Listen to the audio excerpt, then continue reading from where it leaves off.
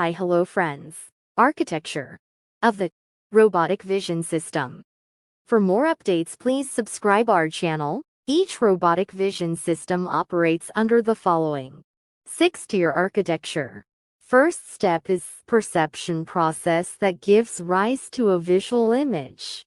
Second tier is pre-processing. In this process, noise reduction, detail enhancement in the image is done.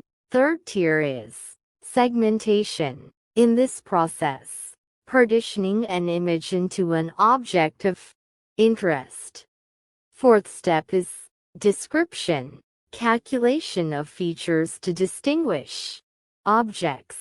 Fifth step is recognition, process of identifying objects. Sixth step is interpretation, assigning a meaning to a group of objects. Do subscribe, like, share. Thank you.